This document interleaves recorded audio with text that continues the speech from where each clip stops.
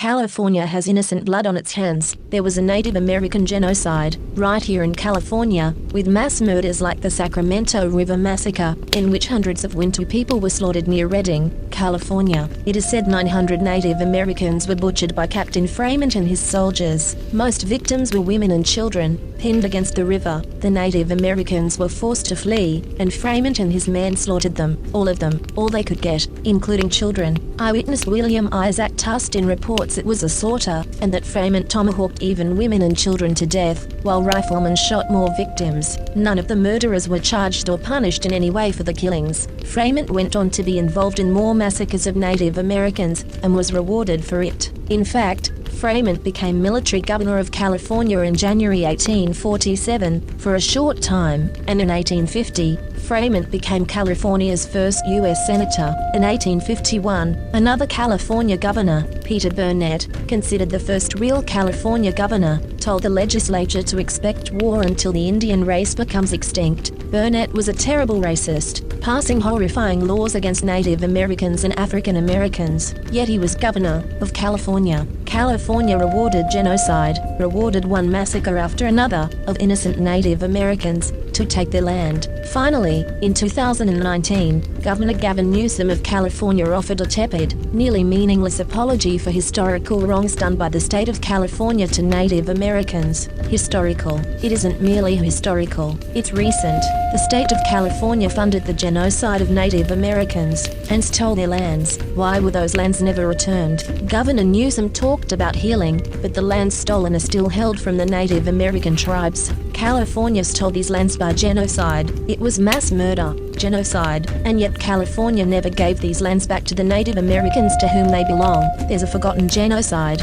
right here in America. Millions of Native Americans were murdered, on their native lands. It was genocide. This is Rome. Rome conquers, massacres, and enslaves. Rome is still here, and the killing continues. Mexicans are dying on their border every day. The scriptures say, whoever commits misdeeds, and becomes besieged by his iniquities, these are the inmates of the fire, wherein they will dwell forever.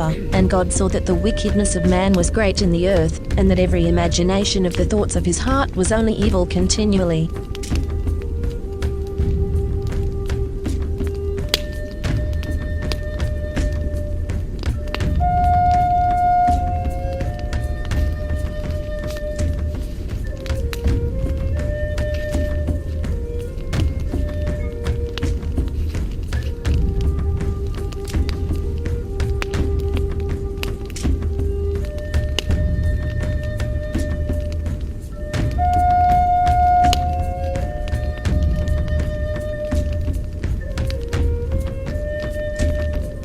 This is April Schulthies, using the computer to generate this message. Why am I generating this message? There is a hidden euthanasia, a silent genocide, just to amuse or please immoral people. This is April Schulthies, and they tried to put me down. I'm a virgin. It's not really on purpose. I'm just not married, so they tried to put me down. You could be put down, too, and you may never even see it coming.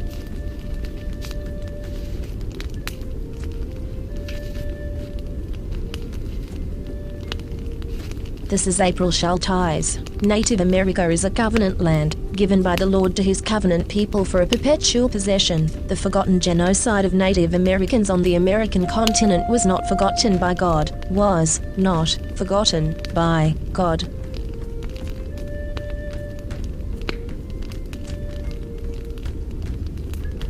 This is April Schulthies. This is Rome. You could be in the Roman arena and not even know it. The victim of a secret reality show. What happens if you, as a Christian, love God and try to live the golden rule instead of participating in the violence of Rome? They will kill you. In societies that consider themselves Christian, you are surrounded by Rome. Christianity makes you worship a trinity. That's three, not one. In fact, a triumvirate, a Roman triumvirate. Rome crucified Christ. It didn't convert to Christianity. Rome conquers. It does not convert. Rome is into violence and genocide. You'll die, easy kill, and Rome will be highly entertained.